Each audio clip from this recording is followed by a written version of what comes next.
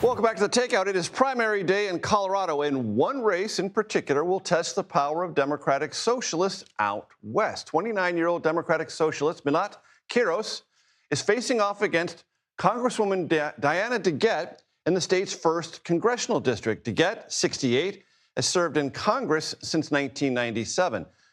Democratic Socialists of America co-chair Ashik Siddique joins me now. Ashik, it's great to have you on the program. Thank you. I hope this is one of many conversations we will have. Give me your sense of Colorado's first congressional district race and what's going to happen tonight. Yeah, thanks so much for having me. So what we're hoping to see in Denver is a payoff of so much hard work on the ground of so many members of DSA and so many working class people who are showing up to expand democracy in Congress. They are pretty fed up with the Congress, with Democratic Party leadership that is not representing working class values. So we are organizing for policies that are popular with working class Americans all over the country, for higher wages, universal health care, to cancel student loan debt, and to redirect resources from ICE and militarism to meet our needs right here at home. So we just had major wins in New York City, in Philadelphia, and we're hoping to add another win in Denver. And more importantly, to keep organizing people through elections, because that's what it's all about for us. It's about getting more people in government who represent working class politics, but it's about organizing people to expand democracy in every part of our lives. Ashik, I went to the DSA website. Under the program, I read the following. Without a working class alternative to the Democratic Party, capitalists, Democrats, and the far right will continue to perpetuate violence and injustice at home and abroad.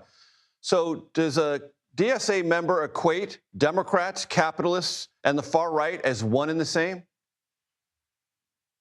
I don't think they're the same, but unfortunately, the leadership of both parties more and more has become beholden to special interests, to corporations, to the already wealthiest people in our country. We're living in a time now where Elon Musk has become the world's first trillionaire, while more and more Americans are having a hard time making ends meet. They're working longer hours, working multiple jobs just to pay the cost of rent or groceries. So we need to transform this political system so that it represents working people. There are millions of Americans who have not been feeling represented by either party, who aren't motivated to vote in presidential elections or in Congress. And there are many people in the Democratic Party's voting base who are feeling kind of fed up. So we're looking to expand democracy, and we're hoping to expand small d democratic politics. And that's what it's about for us. The president, as you well know, describes your effort and candidates aligned with it as communists. I don't want to put words in your mouth, so you tell my audience what you discern to be the important differences between the allegation that you're communists and your assertion that you're democratic socialists. Well, the first president I voted for was Barack Obama, and Barack Obama was described as a communist. People have been calling Hillary Clinton or Kamala Harris communists. So at this point, it feels like words are kind of losing their meanings. And we want to be recognized by the policies we stand for. So we are organizing for universal public goods. We're organizing to redirect resources from forever wars and expanding militarized policing and ICE, who are killing citizens on the streets. And most Americans don't want to see this. So we want to raise the floor of what government can provide for people. We want to have basic needs met by collective resources that we democratically oversee. So that's what it's about for us. And, we hope people recognize us by the policies that we're organizing to win and that we're putting into effect in places like New York City, where just in the past few days, under Zoran Mamdani's administration, they froze the rent, which is one of the core demands that Zoran campaigned on. So that's what we're trying to do. We're trying to control cost of living and raise the floor for what a good life is in America for everybody. Let me try this. In a communist system, there is state ownership of operations within the economy.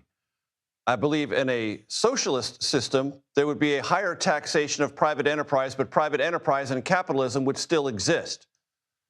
Correct me if I'm wrong. For us, what socialism is about expanding democracy. So, there have been other efforts over time, like the Soviet Union.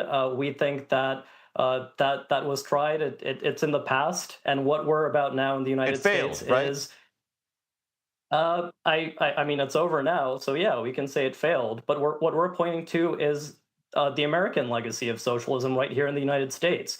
People like Martin Luther King Jr., who is well known as a civil rights leader and a religious leader, talked about transforming our society from capitalism to democratic socialism to meet everybody's needs. We point to the history of sewer socialism in Milwaukee a century ago, where socialists and municipal government expanded public services massively, helped enact things like plumbing, basic public resources, and public parks, and a good quality of life for people in a classic Midwestern city. And they were reelected for decades. It was very popular. So Okay. this is a history of socialism that I wasn't taught in school when I was growing up in the 90s, with the legacy of Cold War Hmm. propaganda and erasing that legacy of the United States. It was socialists who organized with labor unions to make sure we had a 40-hour work week and to ban child labor, to expand workers' rights and just universal rights for everybody. So that's the socialism that we're about. It's a democratic socialism, and when we think the future needs to be based on public goods for everybody. So that's what we're organizing for, and Ashik, it means making you. Yeah, go ahead. Ashik Siddique, we're going to continue this conversation. I hope you'll come back. I appreciate it. All right, thank you.